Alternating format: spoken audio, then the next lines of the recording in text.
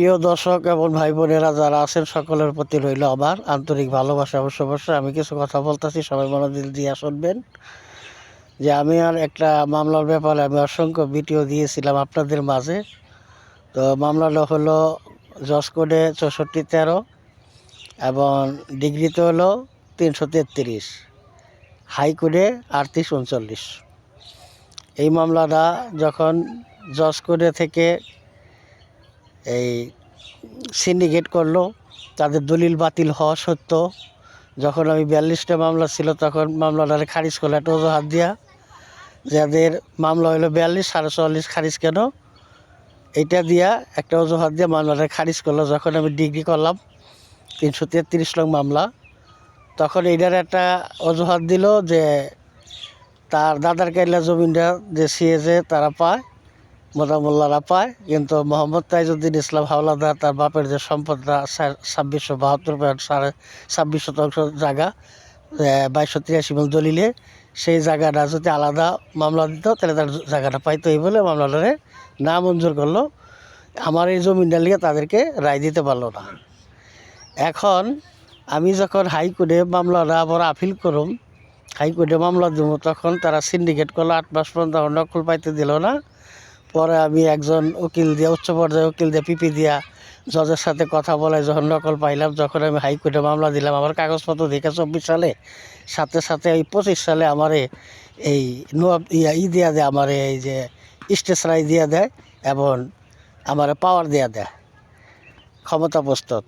আর এদেরকে রেকর্ড তলব করে 42 দিনের সময় দেয়। তাদেরকে এই নোটিশ দেওয়া হয়েছে, তাদের আগে যে সিন্ডিকেট করে 2টা আদেশ করাইছিল, ওই আদেশ বাতিল করাইছে। তাদের রেকর্ড যখন তলব করছে হাইকোর্টে, তারা কাগজপত্র না দিয়া তারা চালাকি করে এই কাগজপত্র এই হাইকোর্ট জজ কোর্টেতে তুলে নিয়ে আইছে। হ্যাঁ, তো চিন্তা করেন যে জজ কোর্টেতে যারা কাগজপত্র তুলে নিয়ে এলো, তার কাগজপত্র রেকর্ড তলব করলো, এখন কাগজপত্র যখন তুলে নিল তারা এমনি হারিয়ে গেল। তারা কাগজপত্র তুলে এনে বলতেছে যে আমরা কিছুদিন পরে এই জমি লয়ে যাব, আমরা রায় করে নেব, আবার খেয়ে বিবি ক্ষমতা দিলে লয়ে যাব। তো দুঃখ লাগে ভাই, সারা জীবন বইরা আমার সামনে ভালোবাসা, শহীদ প্রেসিডেন্ট জিয়া রহমানের ভালোবাসা, তারেক রহমানের ভালোবাসা, এই বিএনপিতে রইলাম, কোনো দিকে গেলাম না। এখনও শ্রমিক দলে হরজতপুর ইউনিয়নের ধর্মবিষয়ক সম্পাদক আছি।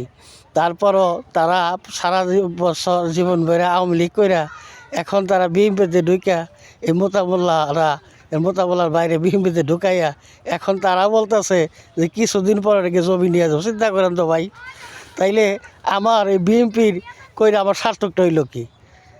আমার এই ভিডিওটা যে আমার সব মনোযোগ দিয়া যে শুনে, তারা আওয়ামী লীগ করে বিএনপিতে যোগ দিয়া, আমার মামলা রইল হাইকোর্টে। তা হাইকোর্টে মামলা রইল, হাইকোর্টে তাদের ফয়সালা হইল না, তারা কাগজপত্র উঠাই নিয়ে এলি জজ কোর্টেতে, তারা হাইকোর্টে ধরা খাই যাবে, দিকে কাগজপত্র দিলি না, তো তারা তো এমনি আইরে গেছ। আর হাইকোর্টে তো আমার তো পাওয়ার দিয়ে দিছে, আমি তো স্টেজ রায় দিয়ে দিছে। অন্তত জমিনের দফল আগেও ছিল, আমার আগেও নিষেধাজ্ঞা আসলে আজীবন, তখন স্টেজ আগে আজীবন আসলে হলো আমার হাইকোর্টে তো স্টেজ রায় দিছে।